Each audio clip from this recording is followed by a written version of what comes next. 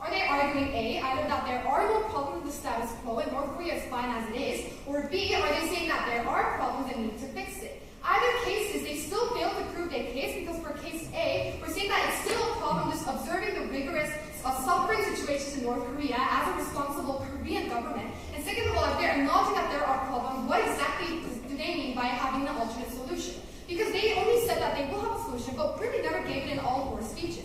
So again, we see mistake number one.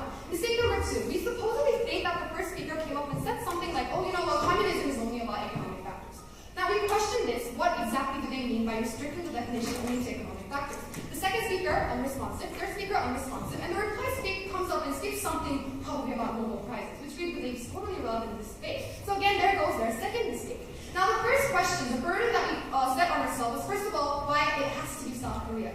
Now we acknowledge that there is a unique situation going on between North Korea and South Korea, which is that they're in a state of war.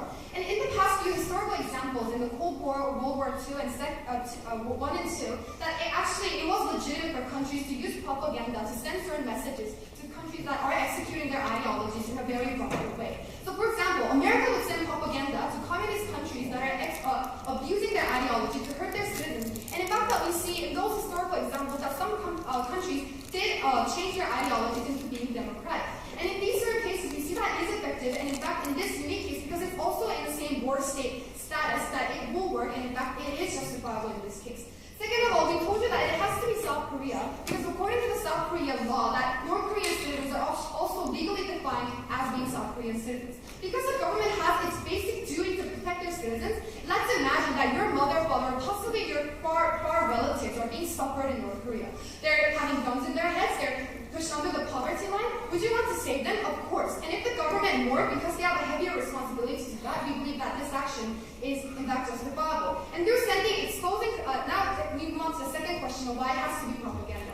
Because propaganda, we believe, is the most effective, but rather a very peaceful and indirect way of exposing the citizens to the wrongful actions of their own government. Because it's rather an indirect message, not like just subtly bombing or like subtly shooting North Korea, but rather sending messages that something is wrong with their country, that it rather makes their perspective change, not throwing the fear towards they have towards South Korea by simply bombing or staging a war on North Korea itself. And the reason why China should not be even considered in this debate is because, first of all, they're not really a full communist country. They are in certain factors democratic, and they also execute other political ideologies. Second of all, we believe that the government, we're not actually attacking communists as a whole, but rather how the government is executing that ideology, which in this case we believe North Korea is harmfully executing that certain ideology, contaminating the original definition of communism itself. Third of all, in the status quo, because there are certain alliances going on in the Northeastern Asian region, that China simply just cannot harm South Korea, just bomb them and send negative messages because they too have a reputation in the international society. Now it goes on to the third question, why it has to be open.